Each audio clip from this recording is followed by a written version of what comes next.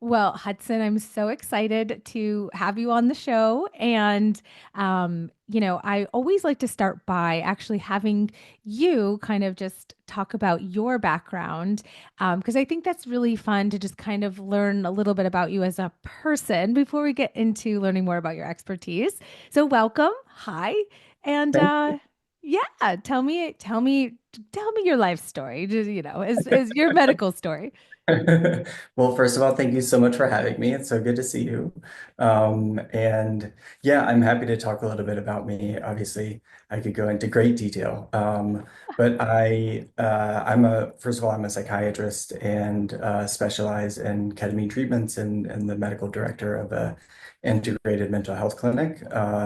But honestly, when I was growing up, I had absolutely no intention or idea that I would be a psychiatrist. And likewise, when I went to medical school, I had studied global health in undergrad and went into medical school, assuming that that's what I would pursue, internal medicine and then perhaps infectious disease or something along those lines. Yeah. But then when I did my psychiatry rotation, as you know, we're doing rotations in different fields in medicine and medical school, I just was absolutely hooked, found it utterly fascinating and so rewarding and enjoyable, and also had found, that's the field where you get to talk to patients the Yes. most. And that's really the joy in getting to know and understand people. I then went to residency at NYU and graduated from residency, and since then have worked in a few different settings in the ER and inpatient units. I worked with refugees and asylum seekers here in the US and worked in a jail for a period of time, and ultimately began working more in outpatient mental health practice and was trained in doing ketamine treatments for mental health conditions. And that sort of led me to the practice that I'm at now. Wow. Like I think about my residency, no, my med school rotation in psychiatry was like only in an inpatient ward. And I wish I actually could have seen like an outpatient setting because they're definitely very different. So, mental health in particular, just those two words, like mental health is such a hot topic right now. Why do you think that is? Yeah, I think in a way, it's funny when I chose psychiatry and when I chose to go into mental health, all of my friends at the time were like, "Oh my gosh, I wish you would have done plastic surgery or dermatology, something that I would actually be able to use, Benefit from? that's something I could benefit from."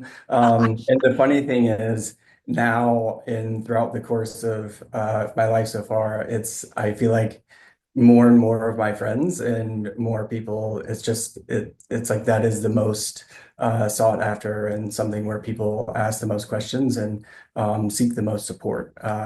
And I think honestly, it's a variety of things. I mean, one is there's so much less stigma over time, and there's so much more awareness about mental health. I mean, I know even when I was younger in my 20s, which wasn't too long ago, it was sort of an odd thing to say that you see a therapist. And now it's like it's a very natural and very normalized, especially among younger generations.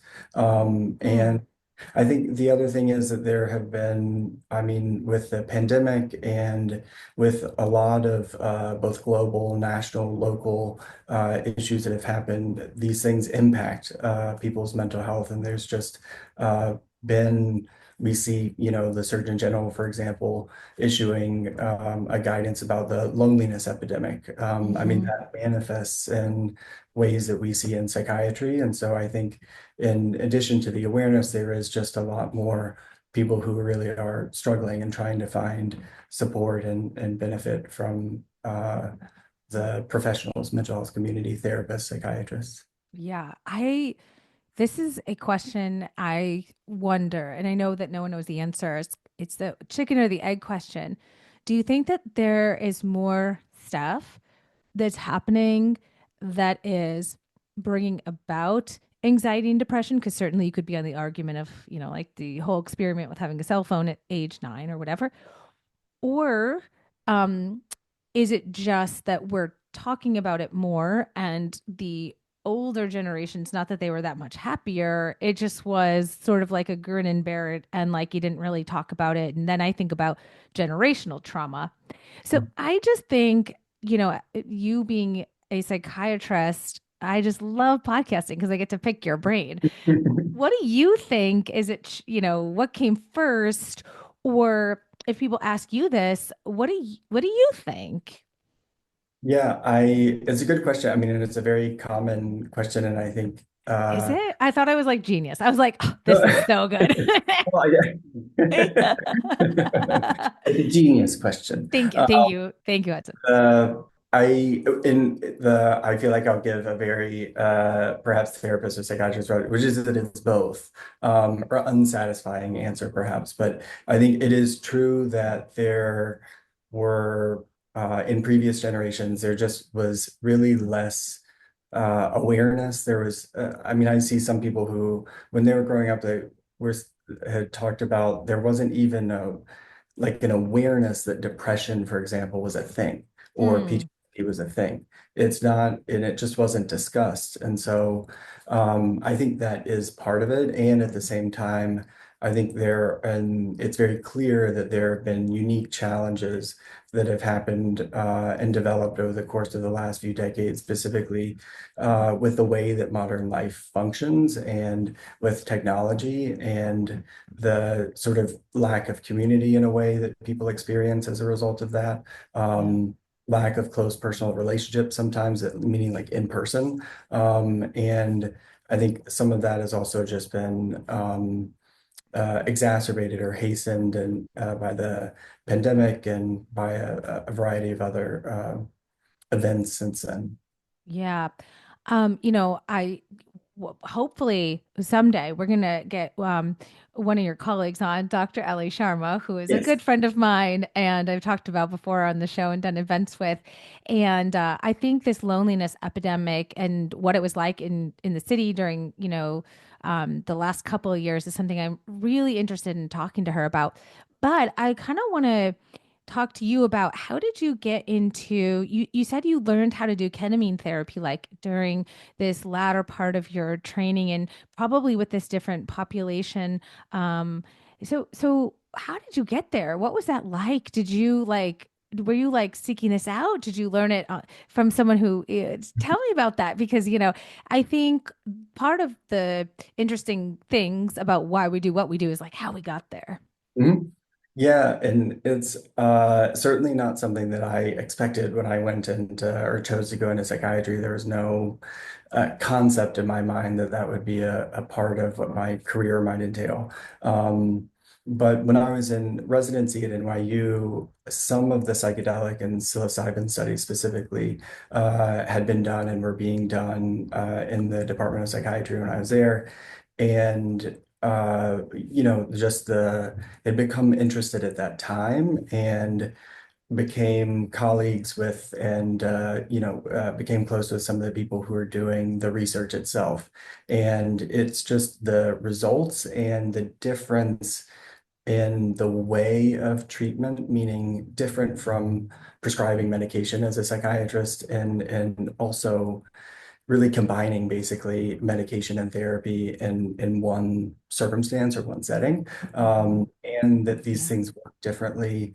That and just the level of impact often that it had with people in studies was something that just became very interesting to me. And I became close with a mentor of mine who had been involved in the studies at psilocybin, and he was trained to do or to use ketamine treatments, which we can go into sort of the difference between that and psilocybin, MDMA, but just why that's something that we're able to offer in a medical setting Yeah. in a way that's different from psilocybin or MDMA. They're only in research studies.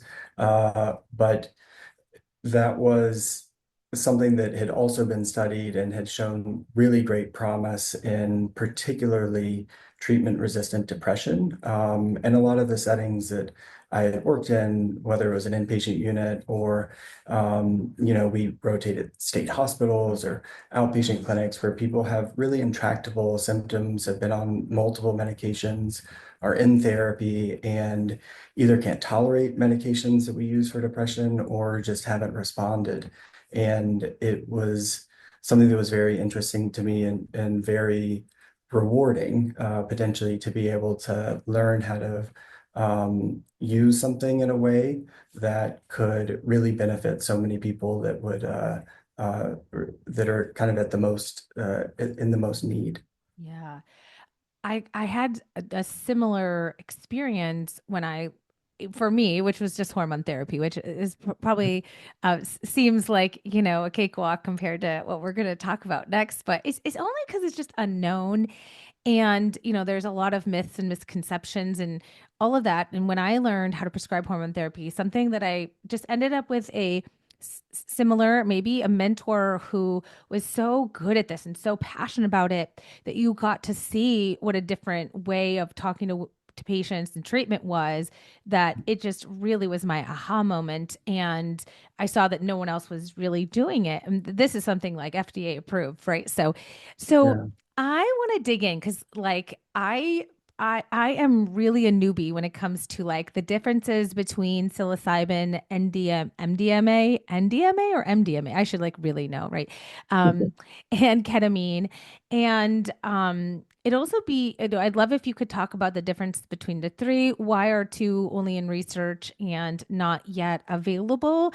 And what's kind of the history behind some of this. So let's kind of just start with the psilocybin. Yeah. So I would say, and I would kind of combine psilocybin and I will say it all kind of goes back to the 70s, basically, where at the time, psilocybin, MDMA, these things were able to be used and were, uh, I mean, people Legal? were able to, yeah, they're legal. People could use them recreationally. And then with the Controlled Substances Act, there were reclassifications basically where different either medications or different substances will say were classified as Schedule 1, 2, 3, and 4. I think we as physicians know these schedules relatively well because they're part of our prescribing. But it's Schedule 1, meaning that there's no medical use whatsoever. And because there had not been any FDA approval for psilocybin, MDMA, others, marijuana, et cetera, those were classified as Schedule 1, so they were illegal, full stop. So And is that what made them illegal? yeah, so they were Okay, reclassified by the reclassified. The DEA. government Or they decided. were classified, basically. Yeah, exactly. Okay, okay. Um, Ketamine had prior to that been was discovered and was FDA approved and was basically has been used since the 70s in anesthesia. Mm-hmm. So it was a medication that had already been approved for a medical Mm-hmm. purpose. And so we've, since the 70s, ketamine has been used in operating rooms, has been used for anesthesia since that time and is now a generic medication. It's actually on the World Health Organization's list of essential medications for a population because of its basically its relative safety for as an anesthesia medication. So some Um, of us listening could have had ketamine and not yeah, really known it. exactly. Yeah. It may have been a part of anesthesia that people have, if you've gotten a surgery. It's less commonly used, I think, now in the US. It's not, but yes, a lot of, I would say some people without being aware of it, may very well May. have received it. And yeah, so people like think of this is all the time. People are like, isn't that a horse tranquilizer? And it is used in veterinary medicine, but I try to remind people that this is something that's used in operating rooms every single day throughout the country, and has been used safely since the 70s. And Yeah. so that's sort of where, as a result of that, ketamine since then has been able to be used within the medical context or the medical community. Interesting. Okay, so then how did they make the jump from, let's stick on ketamine because this is something that your practice being health offers. And so let's stick with the ketamine, we'll round back around. So how did it go from being used in operating rooms, which is so again, like do not assume that I or anyone else knows these things. This is fascinating as we go. How did it when did people start to see this is actually what happens with a lot of medications. Like this is I think what happened to like Viagra. Wasn't it for something else? Yeah. And then Exactly. great. Or a lot of medications are for one thing and turns out we find for another. Mhm. And that's not so surprising to us as clinicians, but what was that jump? What did were they just like when people came out of anesthesia? You know what though? I want to digress, but I'm not. How did they find out to therefore use it for mental health? Yeah, so very good question. The so I was there were studies and in a particular study in the year 2000. So in the early 2000s, there was studies that where people with severe depression and also people who were severely depressed with thoughts of suicide, what we call suicidal ideation, in an emergency room, were given an infusion of ketamine and then were followed with in the ensuing days and weeks to see what their depression sort of symptoms, how well they alleviated. And what they saw basically in this study was that depressive symptoms dramatically improved within a very short time frame. I'm speaking like within hours to a couple of days, and were also persistent for up to, a week or two after one infusion. And so that was, taking a step back, you have to consider in psychiatry, most of the medications or almost all the medications that we use for depression, unfortunately, take several weeks, if not several months, to really start to take an effect. And that's if that particular medication works. And so, there are a lot of people who are suffering in the meantime with these depressive symptoms and often or sometimes are getting worse. And so to have something that would work so quickly and to such a marked degree was hugely impactful in the field. And so since then, it has led to a ton of research in like what, again, you kind of know this in medicine as we see that something works and then work backwards, like, why did that work? Yeah. And so there's been a ton of research in why ketamine in particular has such a rapid and dramatic effect, and really then how to prolong the impact and the effect of those treatments so that people then are really going into remission, what we call remission, basically the depression sort of being to improve to such a degree that that people really aren't suffering to much of a degree at that point. Mhm. And so there have been tons and tons of studies done since then to try to understand that better. Yeah. What's But the yeah, leading hypothesis?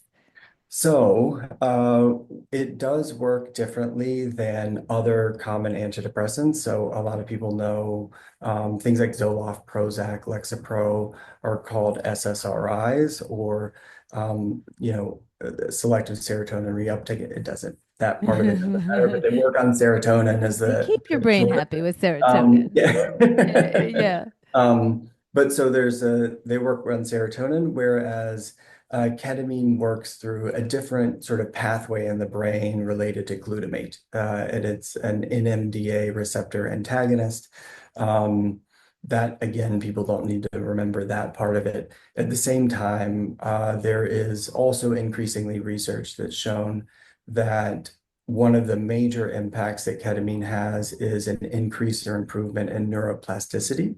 And Ah. that being something that's also been seen in research with other psychedelics like MDMA, psilocybin, and there's hypotheses that that is one of the main mediators or one of the main reasons why ketamine might really alleviate depressive symptoms because it seems to also particularly improve neuroplasticity in the regions of the brain involved in depression. And so it allows sort of like that part of our brain to heal more quickly and more easily. Can we like massage that out a little bit? Because I think this is really cool. And at face value, you're going to go to, hopefully, you guys listening will say, like, it changes neuroplasticity. But, like, does that mean, and I like to act really smart, but does that mean that, like, um, instead of kind of waking up with the same thoughts, these thoughts of feeling of like anhedonia or just sort Mhm. of like that you can really quickly create new and positive associations. Like I'm so, yeah, massage it out for me because I sounds goofy doing this. Like, what does that mean, really? Yeah, what Like, is neuroplasticity? What is practical. that like? Yeah, how would you explain it to a toddler? Yeah, yeah. So on a very basic level, neuroplasticity simply means that new connections and new neuronal connections are able to be formed in the brain, which is a state of really where we want to be, Hmm. basically, where we're able to be more curious, more positive. Like when we are in a positive state, our brain has more neuroplasticity in general.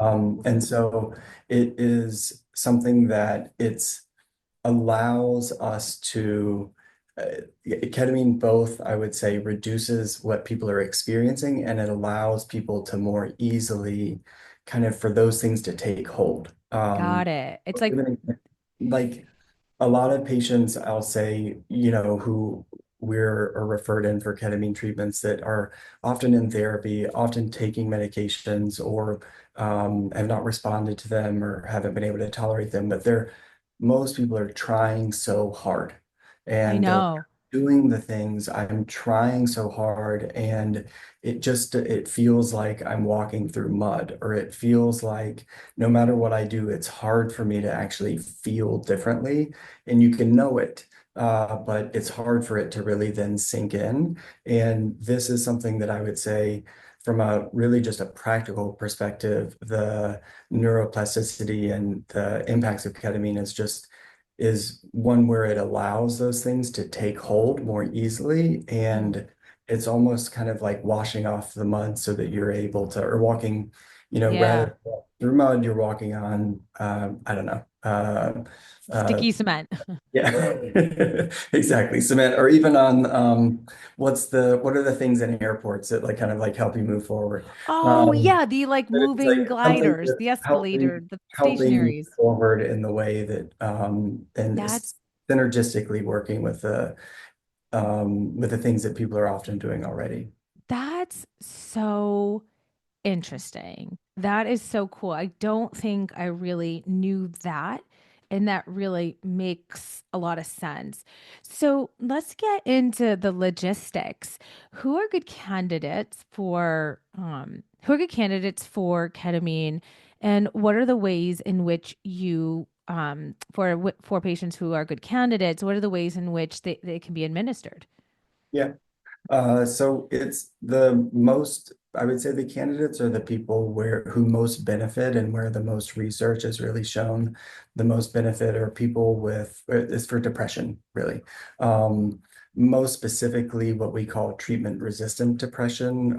There's different ways that we sort of technically categorize that, but it's essentially just people who are depressed, still have depressive symptoms despite engaging in treatments that are meant to be helpful for that, whether it's therapy, whether it's medications. Oftentimes, people have had several medication trials, but I would say depression, especially, evidence is a little more. There are some positive studies, but it's a little more mixed with things related to, let's say, PTSD. But there are newer research trials that are showing more evidence to support its benefit in other conditions as well, anxiety disorders, even alcohol use disorder. But depression is really especially where it's been shown to be helpful. And it's then as you say, you go through, well, let's say somebody is a candidate, or let's say we think it will be helpful, then how can we provide it or administer it? The vast majority of studies are done with ketamine being IV or intravenous. So it's an infusion. Usually here at Being Health, we do it over the course of about 40 minutes. And it's done usually several times, so approximately 6 times, so couple times a week over 3 weeks, and that tends to show the most Mm. the sort of the best response and the most prolonged response.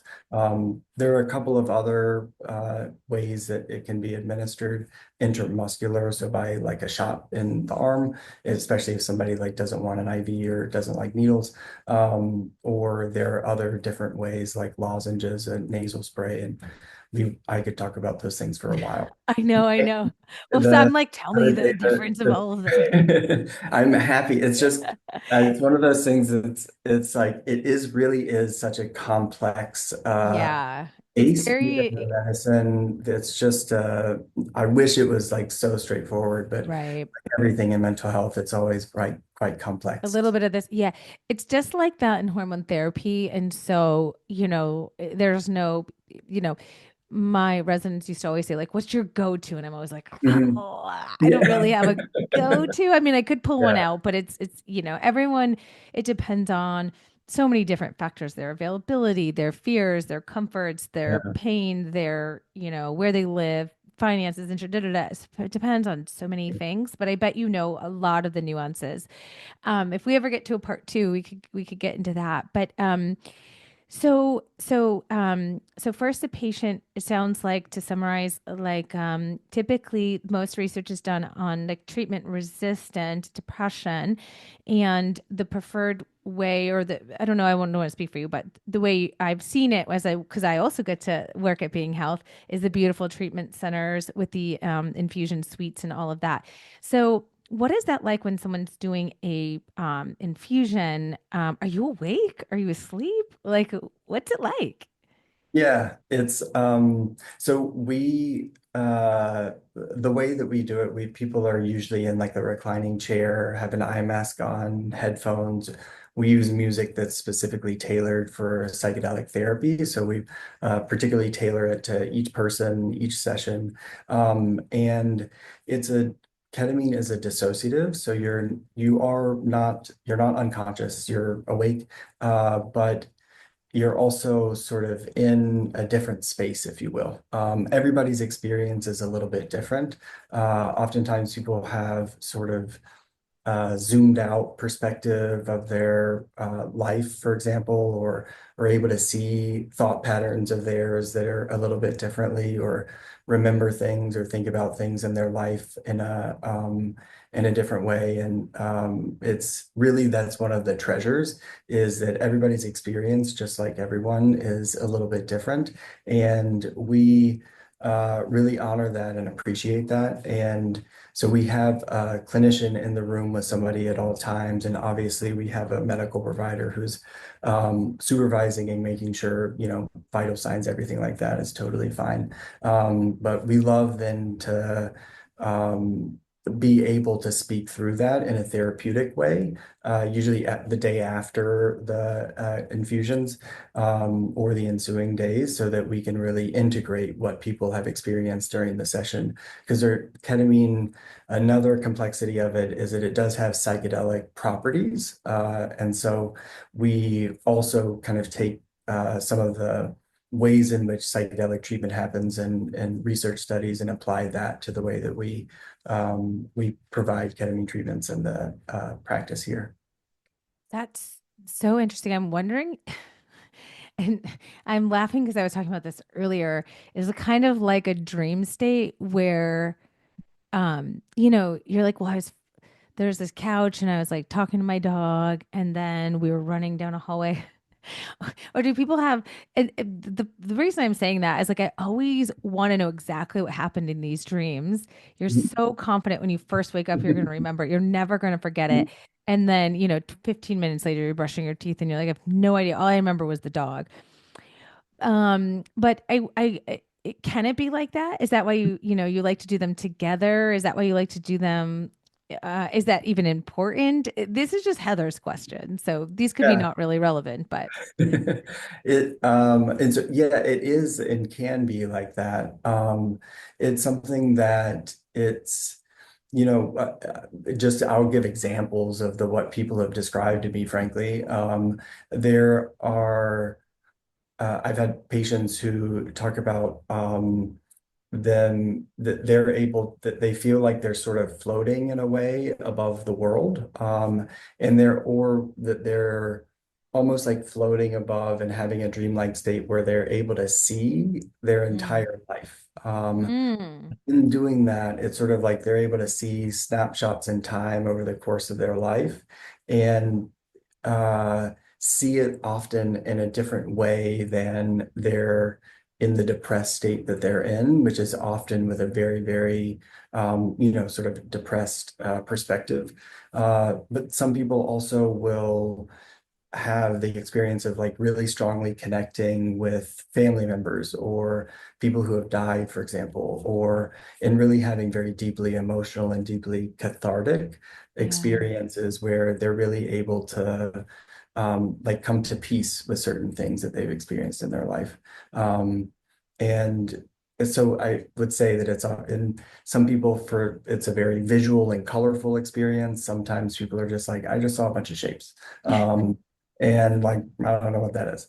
But it's what I would say is that it's regarding the question about like, is it necessary? Like, um, it is because that's often a question people, and there's sort of sometimes like, oh, if I don't have this really meaningful experience, it's not going to work. And that isn't the case. What I would say is it's really we will process and we will talk through, and it's amazing in many ways if experiences like that do happen and if they're meaningful or impactful, but it's not a necessity for the treatment for people to have a response to the treatments themselves. right. I was almost like thinking of it as exactly like that neuroplasticity that's happening is probably still happening. And so Exactly. this Exactly. is really interesting. So then circling back around as I initially promised back to like NDMA and psilocybin, um, what is the current like state of affairs in terms of research? And if that, what are you're really an expert in this field. Where are we with those? And what are you kind of hopeful for, I guess? Yeah. So those are still in the phase of being in research trials. So MDMA and psilocybin, there's obviously a lot of press and a lot of excitement, and I think people have heard a lot about those over the course of the last several years. And they still are what we call Schedule 1, so they're not FDA approved yet for any condition. However, there are a number of trials with MDMA and psilocybin, especially. Unfortunately, MDMA this year made a formal application to the FDA for approval for the treatment of PTSD and was denied based on concerns about the study methodology. And so psilocybin and MDMA are still being researched for different conditions. Psilocybin most likely will be the next sort of application to the FDA, and I think they have taken what the FDA had said about the MDMA studies and are trying to apply that to the psilocybin Make it studies. go better. Yeah, Yeah. yeah, which Yeah. makes sense. Right. And so, those I are there will continue to be studies and but that's really the only context for the most part that people are able to receive those treatments unless you live in Oregon or Colorado, which are states that allow psilocybin assisted therapy in very specific contexts Hmm. in those states. And so that's another conversation that's kind of it has to do with like federal versus state regulations, things like that. But within the medical community, those still are not able to be provided. But I do suspect over the next several years that that will be that that those are seem like they may be approved. And I think that is in a way, a new frontier in how we approach mental health treatment. And ketamine is in a way the first of those, because we utilize them in similar ways, and there are similar impacts in certain respects. And so it's very exciting to be in this field at a time where there is so Yeah. much novelty in research, and there are so many things that we're able to do now that even 10 years ago really weren't even on people's minds. I feel like there's a lot. I'm so exciting. I feel like there's a lot of parallels, even though they're completely different topics. Ketamine assisted uh, therapy for treatment resistant depression and just perimenopause and menopause. They're both really in the news. They're getting a lot of excitement and press, and public figures and celebrities and journalists all want to cover these topics. So it's great for us. Um, but I'm excited too. It's really it is. It's like such a fun time to be here.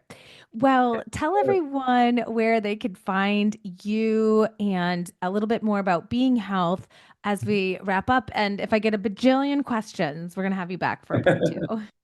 Absolutely.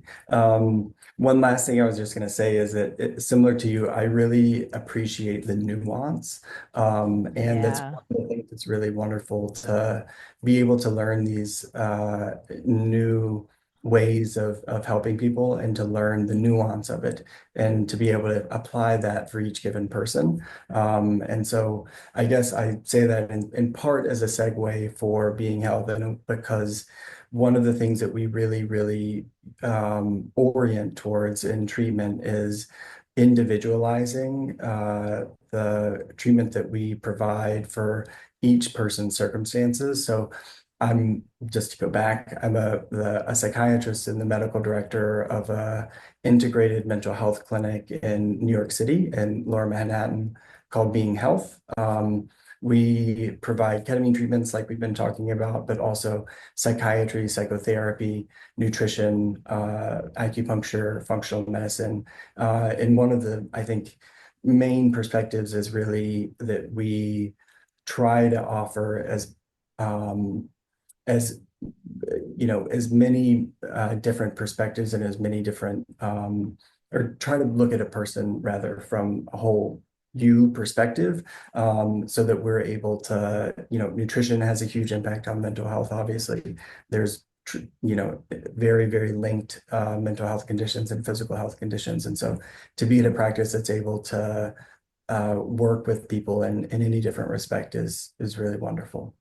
I will tell you, for all my listeners, I'm so lucky that I get to basically hang out at Being Health when I see patients in New York City. And I've actually personally been really, really inspired. And I'm also working on um, doing more integration, especially as I'm really getting into perimenopause. I'm really, really realizing how these things really are not siloed, and Yeah. it's been inspiring to work with the team. I cannot wait to get Dr. Ellie Sharma. She is next on my list. And she's also going to come on the show as the chief medical officer of Being Health. And I'm just so grateful for, I think your guys are providing novel and um, exciting, but well thought out care. And it's just been my pleasure to get to work with all of you. Oh, I feel absolutely the same. I was, Really I is was a It's totally, I was just thinking actually, like, I was like, oh, I want to do ketamine arm and then ketamine plus an estrogen patch arm as my last thought here. Cause, again, when I think about novel treatments, I think about hormone therapy too, is something that, like, I'm sure you didn't learn in medical school, like, and it's Exactly. still not FDA approved for that, of course. But, all these things are things that we're like just watching our patients, and these us clinicians who are on the ground, we see what we see. So, well, thank you so much for being on the show. I am such a huge fan of Being Health, and I can't wait to have you back. Can't wait to meet with Dr. Sharma, and hope you guys loved this episode. We'll see you next week for a brand new one. Bye, everyone.